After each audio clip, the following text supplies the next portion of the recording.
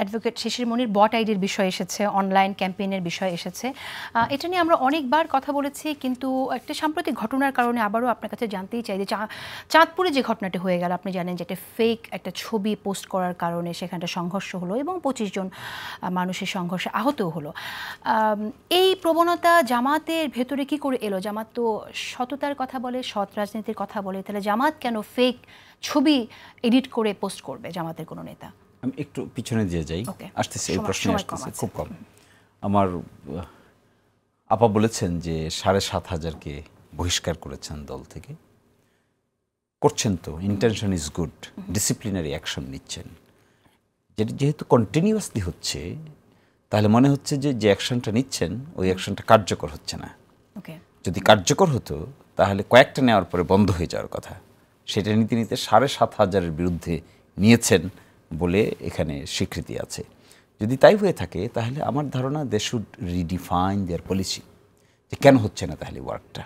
Action তো নিচ্ছে, চেষ্টা তো চালাচ্ছে, কিন্তু তারপরেও রেকারেন্টলি হয়েই যাচ্ছে। এখন সেম কোশ্চেন যদি আমি আপনাকে করি, যে আপনাদের দলেরও যারা সংখ্যায় কম হলেও যারা চাঁদাবাজিতে সম্পৃক্ত হচ্ছে বা যাদের বিরুদ্ধে ধর্ষণের, নারী হেনস্থার অভিযোগ আসছে, সেটা কেন বন্ধ হচ্ছে না? আপনারাও অ্যাকশন নিচ্ছেন, কিন্তু কেন হচ্ছে না সে প্রশ্নের জবাব আপনার কাছে চাইবো। এবং একই প্রশ্ন আপনার কাছে, যে অনলাইনে যে অ্যাটাক হয় সেটার ব্যাপারে আপনি আমাকে এই প্রসঙ্গে বলেছিলেন যে আপনারা নিরুৎসাহিত করবেন, নিরুৎসাহিত করার দু একটা কথা আমরা এর আগে শুনেছি, কিন্তু কেন নিরুৎসাহিত আসলে হচ্ছে না? দেখবেন, আমি নিজেও বলেছি, স্ট্যাটাস দিয়ে বলেছি যে সামাজিক যোগাযোগ মাধ্যম কি আসলেই সামাজিক?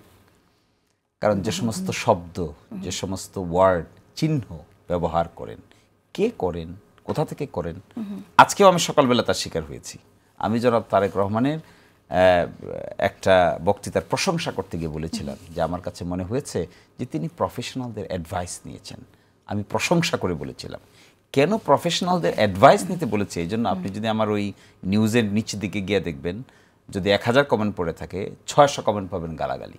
ও আচ্ছা, আপনার নেতারা আপনাদেরকে গালি দিচ্ছে? না, তাহলে কে দিচ্ছে এই গালি? তাহলে আমার এটাকে নিচে এসে নিউজটা করেছিল চ্যানেল 24, আমার একটা সাক্ষাৎকার নিয়েছিল, ওটার নিচে আপনি দেখবেন যে কারা এই গালিটা দিচ্ছে। তাহলে আমি কি আমি যা বলেছি আমি তো প্রশংসা করতে গিয়ে বলেছি, কিন্তু যে সমালোচনা করছে কি দিকে করছে? তিনি বলছেন যে আমাদের এত বড় নেতা, তিনি আবার কার পরামর্শ নেবেন? কেন আমি এই কথা বললাম? তার মানে কি? তার মানে এটা অনলাইনে, এই জন্য আমি কমেন্টটা করেছিলাম যে সামাজিক যোগাযোগ মাধ্যম কি আসলেই সামাজিক? আমি তো বিব্রত হচ্ছি, আপনিও বিব্রত হন, নিশ্চয়ই আমার আপাও বিব্রত হন। এই ধরনের কমেন্ট শুনে তো আমরা অভ্যস্ত না, কেউই শুনতে চাই না। ফলে এটা একটা, এই যে একটা ট্রেন্ড, এই ট্রেন্ডটা আমার মনে হয় কোনো পার্টিকুলার দল বা পার্টিকুলার গ্রুপের উপর আপনি সাজাতে পারবেন না। এটা কেমন জানি একটা নানান মানুষের মধ্যে এই ধরনের কমেন্ট করা না করাটা একটা প্লেজারের জন্ম দিচ্ছে। শেষ করে দিতে হবে। আমি একটু আমির হামজার ব্যাপারে আপনার একটু মন্তব্য শুনতে চাই। তিনি, আপনি জানেন যে তিনি বলেছেন যে জামাতকে ভোট দিলে তার বেহেস্ত নিশ্চিত হয়ে যাবে। এটা আসলে কি করে তিনি বলতে পারেন? এটা কি জামাত বিশ্বাস করে কিনা? এর আগেও তিনি অসত্য তথ্য দিয়েছেন, এরপর তিনি বলেছেন মুখ দিয়ে বের হয়ে গেছে।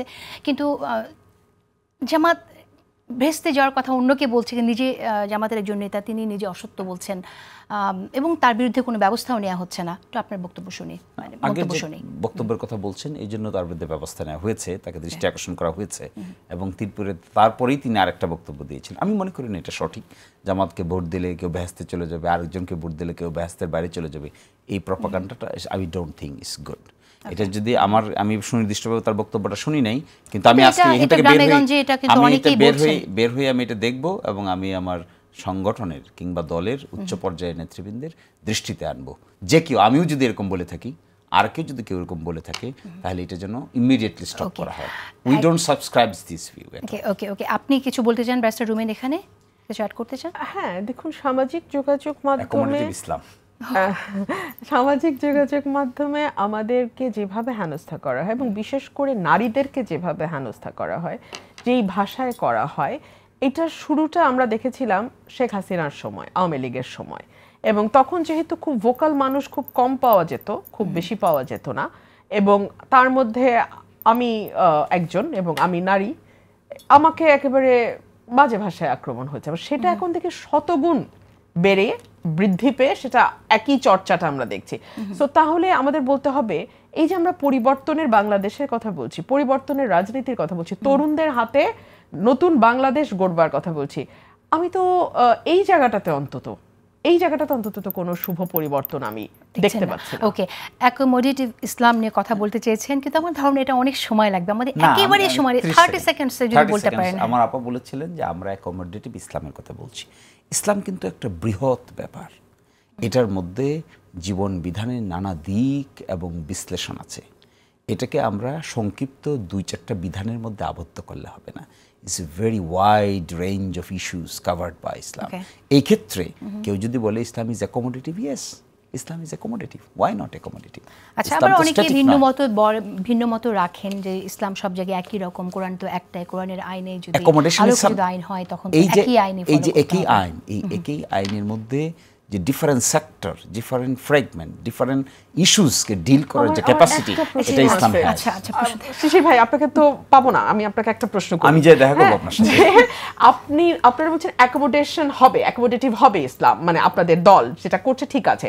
আপনারা যেমন হিজাব ছাড়া নারীকে নিয়ে এসেছেন, প্রার্থী করেছেন, ভোটে জিতেছে সে, আপনারা কি আপনাদের দলের আমির হতে দেবেন কোনো নারীকে? দেখেন, এই প্রশ্নের উত্তর কিন্তু অন্য জায়গায় নিহিত।